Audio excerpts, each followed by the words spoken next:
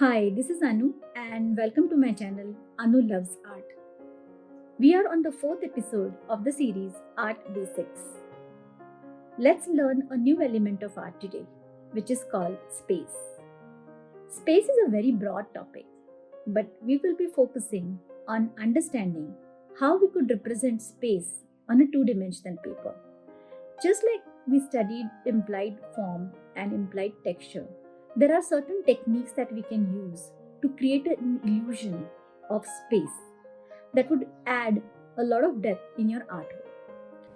We'll also be doing a fun activity based on Japanese no-tang art. We have a lot of things to cover today, so let's get started and have some fun.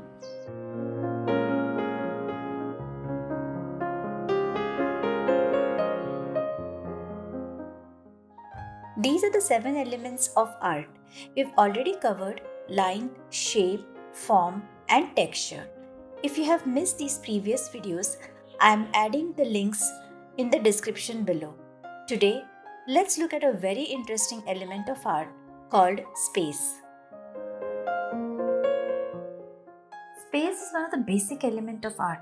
It refers to the area around and within the shape, forms, and colors. There are two types of spaces. One is positive space. This is the space occupied by the object.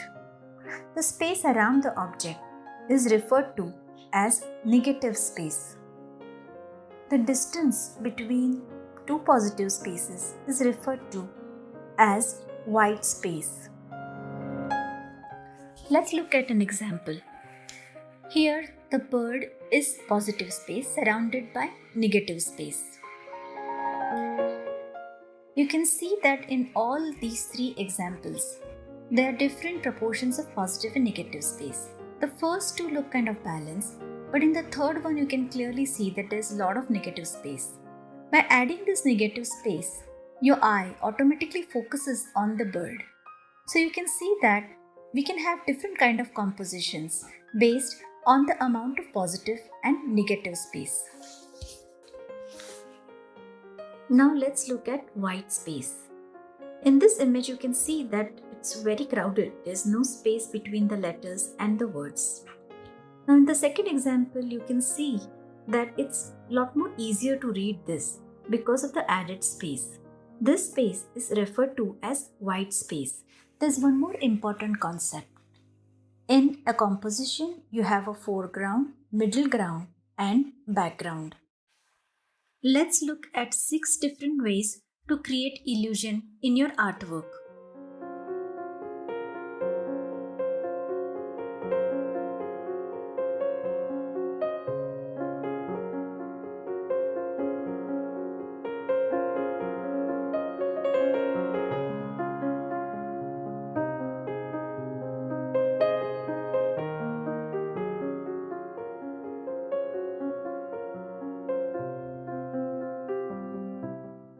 Let's look at the still life.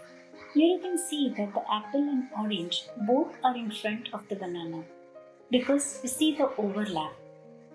Now the roses here look less detailed compared to the one in the front, so you know that this one is in the front.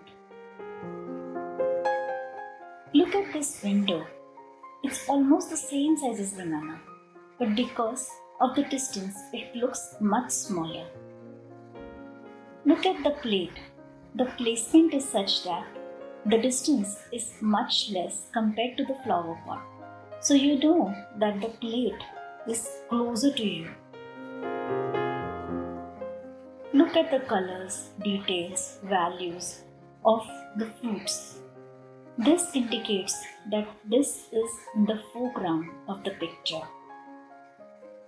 This also creates a sense of perspective.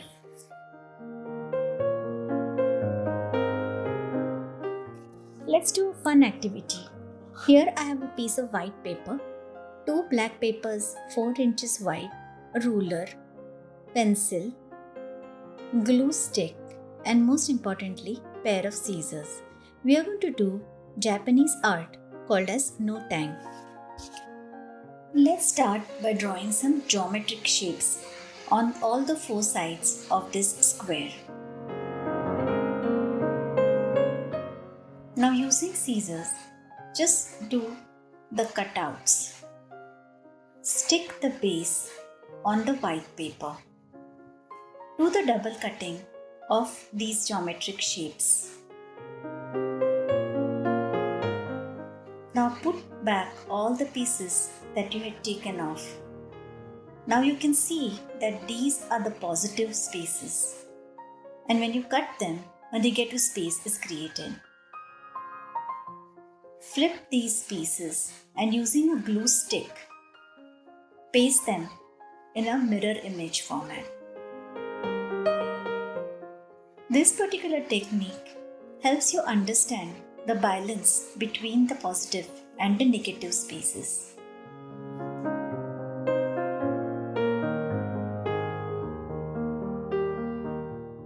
See, here you have it, a beautiful no-tang art with perfect harmony with black and white, lightness and darkness.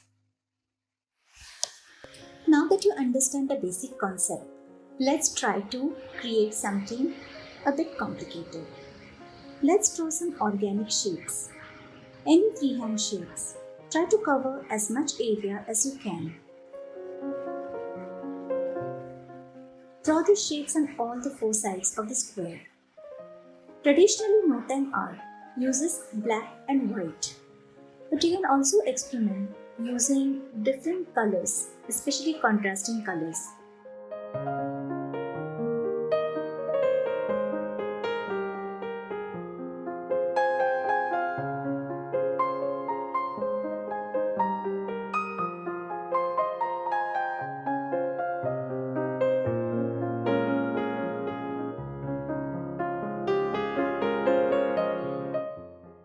Your two no-tang arts, one using organic shapes and the other one using geometric shapes.